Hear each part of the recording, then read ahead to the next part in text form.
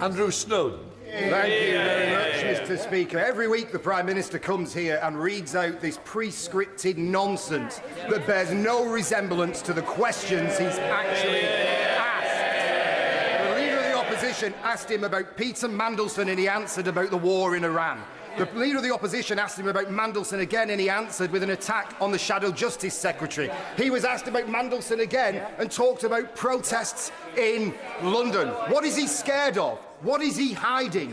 For a man who has spent years presenting himself as a forensic investigator, he has certainly had a blind spot to the... British Energy presents The Mandelson Trap. How Starmer got cornered 4 times at PMQs and still said nothing. Parliament erupted this week in what can only be described as one of the most uncomfortable performances a sitting Prime Minister has had to endure at the dispatch box in recent memory. Sir Keir Starmer stood there in front of the full chamber and refused, not once, not twice, but 4 consecutive times to answer a single direct question. And the woman doing the asking? Kemi Badenoch. Composed, relentless, and clearly enjoying every excruciating second of it. Welcome to British Energy, the channel where British politics gets the serious, unflinching treatment it deserves. If you are new here, do yourself a favour and subscribe right now. This channel is your front row seat to the theatre, the strategy, and the sheer drama that Westminster produces week after week. Hit that subscribe button, because today we are going deep. Let us set the scene properly, because context matters enormously here. Last week, the government released a set of documents, what the press has been calling the Mandelson files, and they did so at a very particular moment. Not before PMQs, not at a neutral time, immediately after PMQs had concluded. Convenient, is it not? Because by the time journalists were tearing through those documents, the Prime Minister was long gone from the chamber, and there was nobody left to question him directly. Kemi Badenoch noticed, the public noticed, and this week she walked into PMQs with one objective in mind. She opened her line of questioning with surgical precision. Did the Prime Minister personally speak to Peter Mandelson about his relationship with the convicted paedophile Jeffrey Epstein before appointing him as British ambassador to Washington? That was the question. Clear, specific, binary, yes or no. So Keir Starmer's response? He told the chamber that the government was complying with requests to release the files. That is the political equivalent of someone asking you whether you paid your electricity bill and responding that the lights are on. Technically a response, not remotely an answer. Now, here is where it gets interesting, and I want you to stay with me on this, because the detail matters. Lord Mandelson is not some peripheral figure in British political life. He is a heavyweight, a Labour grandee, a man who has shaped the architecture of the modern Labour Party more than most would care to admit publicly.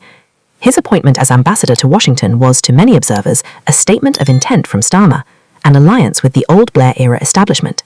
And now, with questions swirling about Mandelson's association with Jeffrey Epstein, that appointment has become something of an albatross. Badenoch pressed again. Same question. Did the Prime Minister personally speak to Mandelson before the appointment? Starmer this time suggested that Mandelson had lied in response to questions posed.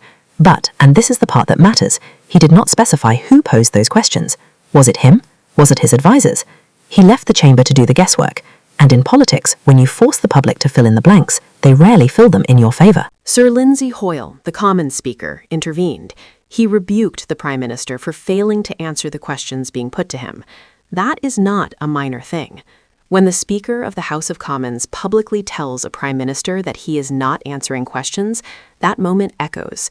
It finds its way into news cycles, into social media, into the consciousness of voters who may not follow politics closely, but who understand instinctively when they are being brushed off. If you are finding this breakdown useful, and I suspect you are, please do consider subscribing to British Energy. It genuinely helps this channel continue doing exactly what it is built for, cutting through the spin and giving you the substance. Now, back to the chamber, because it only escalated from here.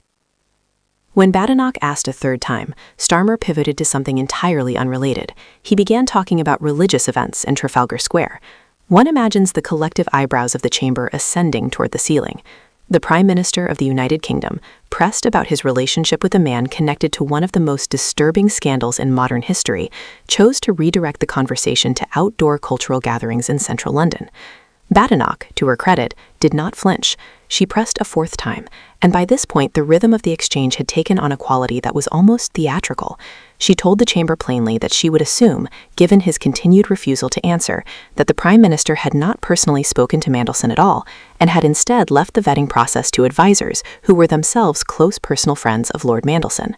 That is a serious allegation, stated calmly and on the record, in the mother of all parliaments, and Starmer did not dispute it. Instead, he turned his fire on Badenoch's position regarding the war in Iran. Another redirect, another subject change, another attempt to move the conversation somewhere, anywhere, other than the question being asked. And then Badenoch delivered the line of the session. She quoted Angela Rayner, Starmer's own former deputy, who had the previous evening delivered a broadside against his leadership at an event run by campaign group Mainstream. Rayner had warned that Labour was running out of time to deliver change, that the party risked being seen as representing the establishment rather than working people. Badenoch looked across the dispatch box and said, "She and I both agree that this weak man needs to be replaced by a strong woman." Now, politically, that is exquisite, because the weapon she is using is not a conservative attack line, it is a Labour one. She is borrowing ammunition from within his own party and firing it back at him in front of the entire chamber. That is not simply good PMQs technique, that is a level of political dexterity that deserves acknowledgement regardless of your partisan leanings. And speaking of Rayner, let us not gloss over what she said, because it is far more significant than a passing moment of internal frustration. In that speech at Mainstream, the former Deputy Prime Minister said Labour had come to represent the establishment rather than working people. She called for a change of course. She criticized the government's immigration policy. She said the party cannot go through the motions in the face of decline. These are not the words of someone mildly disgruntled. These are the words of someone who believes the project is in genuine danger, and who has decided that silence is no longer the appropriate response. Greater Manchester Mayor Andy Burnham weighed in the following morning on BBC Radio 4. Asked whether he agreed with Rayner that the clock is ticking, he said he knew exactly where she was coming from. He spoke about frustration, about the need for a plan that turns the country around, about signs becoming clear that there is a higher ambition. He walked the line carefully, as Burnham always does, but the message beneath the measured language was unmistakable. The cracks inside Labour are not hairline fractures, they are structural. This is the moment to subscribe to British Energy if you've not already done so, because what we are witnessing is not just a bad week for a Prime Minister. We are watching the early movements of what could become a full-scale internal reckoning within the governing party, and you need a channel that will track every development, every speech, every resignation rumor with the seriousness and rigor it demands. Subscribe. It costs you nothing, and it means everything to this channel. Now, while all of this was consuming the Labour benches, the Liberal Democrats were not sitting quietly. Ed Davey announced that the party would table a motion advising the King to cancel his planned state visit to the United States. The reasoning was pointed and not without political calculation. The motion argued that the visit should be pulled to ensure His Majesty is not placed in an embarrassing situation, given President Trump's ongoing military action and his disparaging remarks about the United Kingdom and other allies who were not consulted before the decision to go to war. That is a significant move. State visits carry immense diplomatic weight. Advising the monarch to withdraw from one is not a gesture made lightly, and the Liberal Democrats are clearly betting that the British public's unease about the war in Iran and the United Kingdom's relationship with the Trump administration is deep enough to make this a winning position. The Liberal Democrats had earlier in the week stated explicitly that the United Kingdom must rule out deploying British ships simply because Trump tells it to.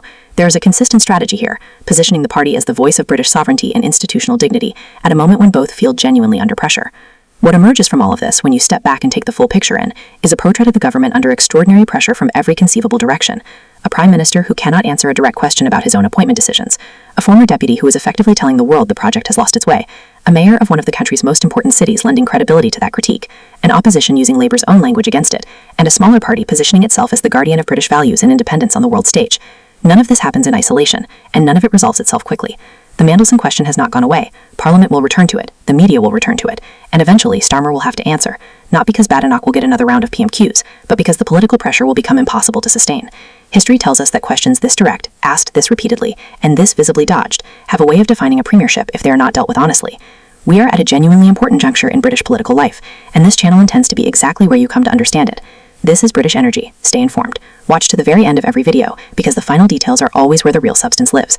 Please do subscribe. It is a small act that makes an enormous difference to what this channel can produce for you. And come back, because there is so much more to come.